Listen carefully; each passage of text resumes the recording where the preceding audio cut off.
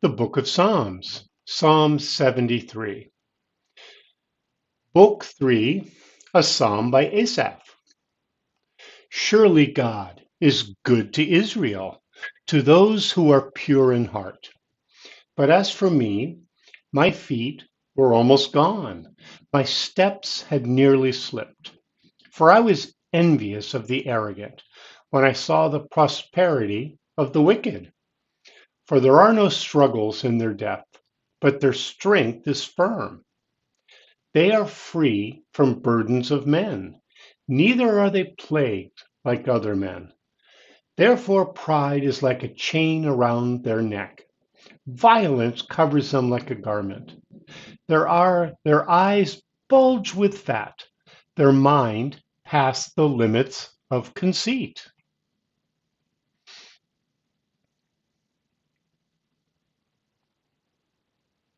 All right, I lost where I was. Oh, they scoff and speak with malice. In arrogance, they threaten oppression. They have set their mouth in the heavens. Their tongue walks through the earth. Therefore, their people return to them, and they drink up waters of abundance. They say, how does God know? Is there knowledge in the Most High? Behold, these are the wicked. Being always at ease, they increase in riches. Surely I have cleansed my heart in vain and washed my hands in innocence. For all day long I have been plagued and punished every morning. If I had said, I will speak thus, behold, I would have betrayed the generations of your children. When I tried to understand this, it was too painful for me until I entered God's sanctuary and considered their latter end. Surely you set them in slippery places. You throw them down to destruction. How they are suddenly destroyed. They are completely swept away with terrors, as a dream when one wakes up. So, Lord, when you awake, you will despise their fantasies. For my soul was grieved. I was embittered in my heart. I was so senseless and ignorant. I was a brute beast before you. Nevertheless, I am continually with you. You have held my right hand. You will guide me with your counsel, and afterward receive me to glory. Whom do I have in heaven? There is no one on earth whom I desire besides you. My flesh and my heart fails, but God is the strength of my heart and my portion forever. For behold, those who are far from you shall perish. You have destroyed all those who are unfaithful to you. But it is good for me to come close to God. I have made the Lord Yahweh my refuge, that I may tell of all your works. So here we have Psalm 73. And this is listed as book 3. So apparently in the Psalms, there's 3 books. So I'm just going through these, trying to help me personally and help whoever's listening, what little bits and pieces of knowledge I have. If you have any others, you're certainly welcome to write in the comments. Um, again, I love biking and I love the Psalms, so I'm just trying to put the two together at this time. Stop along the way at waterfalls and overlooks, and just trying to be excited about the Psalms and God. But apparently, the Psalms is broken up into 3 books. And this is a psalm by Asaph. So, most of them seem to be written by David. And in the last psalm, it seems like this was the end of what David wrote. So now we have Asaph. So in verse 1, surely God is good to Israel, to those who are pure in heart. So not to everybody in Israel, but to those who are pure in heart, trying to follow God. Doesn't mean sinless. It just means, trying very hard to keep following God. And his complaints, this person's complaints, are very common. But as for me, my feet were almost gone. My steps had nearly slipped. So he's, getting ready to give up on God or to, completely not understand God. And what is his complaint? For I was envious of the arrogant when I saw the prosperity of the wicked. And this is a theme through most of this psalm. Why are the arrogant, the sinful, the wicked people doing so well? It seems like, Christian people, good, decent people are struggling and struggling and struggling. Seems like the wicked have all the power. It seems like the wicked are in control. They have no problems. They run around in their fancy cars and big, beautiful houses, and I'm honestly trying to follow God, and all I seem to do is struggle. So that's got to be difficult for people, you know? It says in verse 4, for there are no struggles in their death, but their strength is firm. They are free from burdens, neither are they plagued like other men. Their pride is a chain around their neck. Violence covers them. Their eyes bulge fat. Their minds pass the limit of conceit. They scoff and speak with malice. In arrogance, they threaten oppression.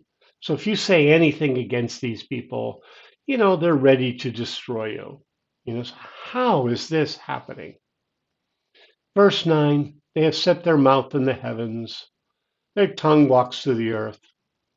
They drink up waters of abundance. And verse 11, they say, how does God know? Is there knowledge in the Most High? They're getting away with it. There is no consequence to their arrogance, their pride. They're speaking out against God. I've dealt with this with my family for so long. I stand up for God and I'm treated like an idiot, you know? Like I'm just an idiot for believing in God. Where's my wealth? Where is my security? Huh. Behold, these are the wicked, being always at ease. They increase in riches.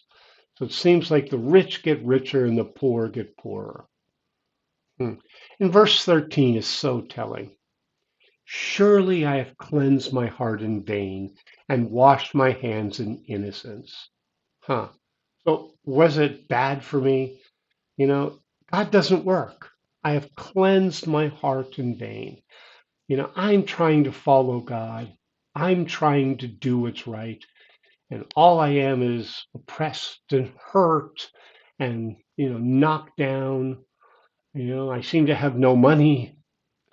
Not talking about me personally. I'm talking about the general feeling you feel from some people. I follow God and I have nothing.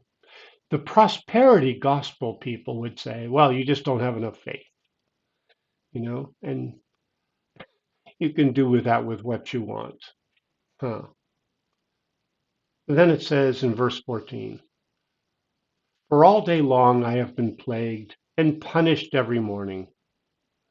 If I had said, I will speak thus, behold, I would have betrayed the generation of your children. So you feel like you're punished every morning for being a believer in God. You're just punishment. Verse 16, when I tried to understand this, it was too painful for me. So it's something that you can't judge this person for. We have all felt this. You look at super rich people who thumb their nose at God, and say, they trust in their riches.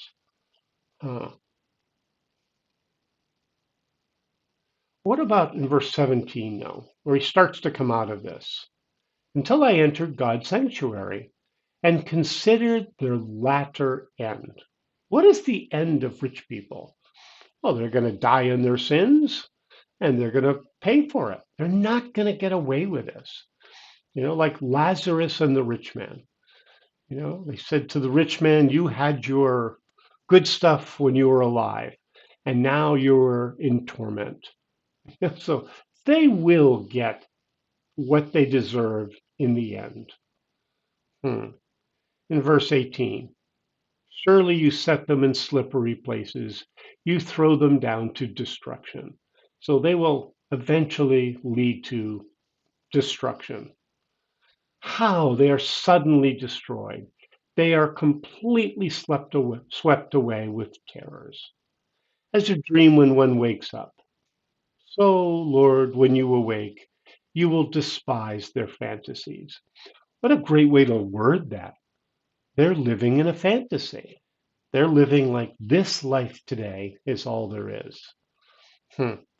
So they will get, theirs in the end. So it's really good to see that, you know, we're going to be with God forever in his sanctuary. They're going to be completely, down to destruction. Again, one of those verses, down to destruction, doesn't say they're going to be suffering in hell forever. Another verse, you know, you throw them down to destruction. How they are suddenly destroyed. Now, this could be physically, but it also could be what is their latter end? Because it just said they're not even worried about death. Verse 21, this is kind of the climax. For my soul was grieved. I was embittered in my heart. I was so senseless and ignorant. I was a brute beast before you. To be envious of rich people, you know, following God doesn't mean you're going to be rich. Following God doesn't mean everything's going to go perfectly. It means that you're going to be at peace with God. Verse 23, nevertheless, I am continually with you. You have held my right hand. So even though it's tough for this person right now, they're going through tough times. They're envious of rich people. I want to be rich too. Would you even be happy being rich? God says, follow me, So, um, yeah. Verse 25, whom do I have in heaven? There is no one on earth who I desire beside you. That's the position we all need to get to. There's no one I desire except for God. Riches aren't going to make you happy. A fancy new car isn't going to make you happy. Certainly, big houses aren't. How many people now are pretending to be rich? You know, they're not rich, but they have to play the game and pretend. Are they happy? A lot of them not. Excuse me. Number 26. My flesh and my heart fails, but God is the strength of my heart and my portion forever. So in my flesh, in my heart, I'm failing. I want the wrong things. Verse 27, for behold, those who are far from you shall perish. You have destroyed all those who are unfaithful to you. So again, I keep running into verse after verse like this. Those who are far off from you shall perish. It can't be talking about they're going to die, because good people die too. So perish means, they're worthless, going to be thrown away and die. But we're going to too. So I keep running into this. It doesn't seem to say that, especially in the Old Testament, that there's a hell. It seems to say that they will perish twice in this one psalm. And I run into it, 157 times in the Old Testament. Interesting. They're going to perish. You have destroyed all those who are unfaithful to you. And finally, in verse 28, but it's good for me to come close to God. I have made the Lord Yahweh my refuge, that I may tell of all your works. Good for me to come close to God. So don't be envious of the rich. When I've gotten to know, certain people, if you meet your idols, you usually are disappointed. Most of them are just as unhappy as anyone else. So, good thing to remember, don't envy the rich. Come close to God. From Psalm 73.